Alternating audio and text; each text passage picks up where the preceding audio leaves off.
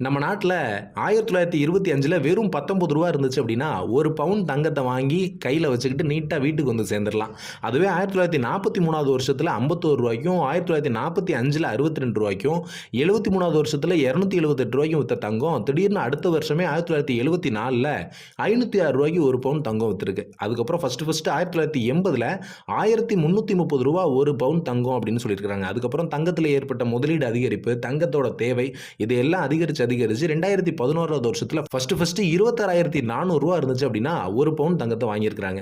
அதுவே 2018வது வருஷத்துல முதல் தடவையா 31,000 கடந்து வித்த தங்கம் அதுக்கப்புறம் இறங்கவே இல்லை. எங்க தான்ப்பா வாங்கி குமிக்கிறாங்க இந்த தங்கத்தை, யார் தான் வாங்குறா, எதுக்காக ரேட் ஏறிக்கிட்டே போகுது, என்னதான் காரணம் அப்படின்னு அலசி ஆராய்ஞ்சு பார்த்தா அந்த காரணமும் இன்னும் கண்டுபிடிச்ச மாதிரி இல்லை. இப்படி கண்டினியூவா ரேட் ஏறிக்கிட்டே இருக்கிற இந்த தங்கத்தோட ரேட் அப்படின்றது இப்ப புது உச்சத்தை தொட்டு 51,000 அப்படின்றது 1 பவுன் ரேட்டுக்கு வந்திருக்கு. இப்படி வானத்தை முற்ற அளவுக்கு ஒசந்து நிக்கிற இந்த தங்கத்தோட ரேட்டு ஒசந்தே நிக்கிறதுக்கு என்னதான் காரணமா இருக்கும் அப்படின்னு அலசி ஆராய்ஞ்சு பார்த்தா அதுக்கு 3-4 காரணத்தை ரொம்ப முக்கியமானதுன்னு சொல்றாங்க. அதுல முதல் இடத்துல இருக்கிறது இந்த ஷேர் மார்க்கெட் அப்படின்னு சொல்லப்படுற இந்த பங்குச்சந்தை வர்த்தகம். இந்த பங்குச்சந்தையில ஷேரோட ரேட்டு ஏறினாலும் இறங்கினாலும் அதோட தாக்கம் கூட இந்த தங்கத்துல எதிரொலிக்கும் அப்படின்னு சொல்றாங்க.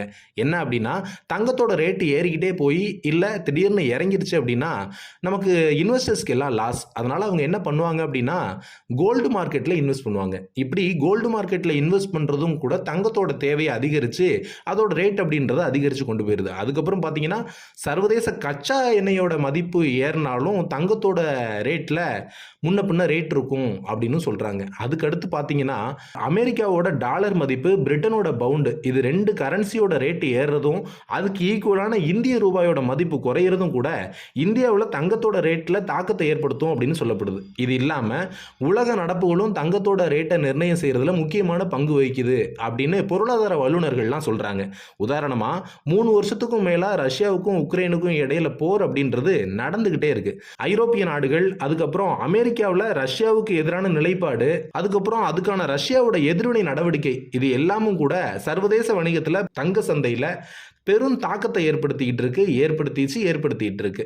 அதுக்கப்புறம் இஸ்ரேலுக்கும் ஹமாஸ் தீவிரவாத இயக்கத்துக்கும் இடையில கூட தொடங்கிய கடினமான மோதல் அப்படின்றது இன்னும் நீடிச்சுக்கிட்டே இருக்கு. இதோட தாக்கமும் சர்வதேச அளவில் பெரிய பாதிப்பு ஏற்படுத்தி இருக்கு. சமீபத்தில் தங்க ரேட் ஏறுறதுக்கு இதுதான் காரணம் அப்படின்னு ஒன்றை மட்டும் குத்தம் சொல்ல முடியாது. இது எல்லாமே தங்கத்தோட ரேட் அப்படின்றது கண்டினியூவா ரேட் ஏறிட்டே இருக்கிறதுக்கு முக்கியமான காரணம்.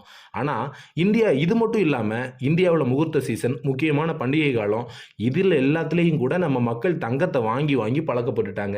இதுவும் கூட தங்கத்தோட ரேட் ஏறுறதுக்கு முக்கியமான காரணம்.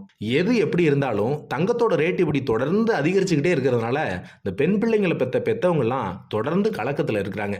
அதனால ஏதாவது ஒரு ரூபத்தில் இந்த தங்கத்தோட ரேட் அப்படின்றது குறையாதா, வெகுஜன மக்கள் வாங்குற அளவுக்கு இந்த தங்கத்தோட ரேட் இருக்காதா அப்படின்னு கனவுலையாவது நடந்தாலும் மக்கள் சந்தோஷப்படுவாங்க.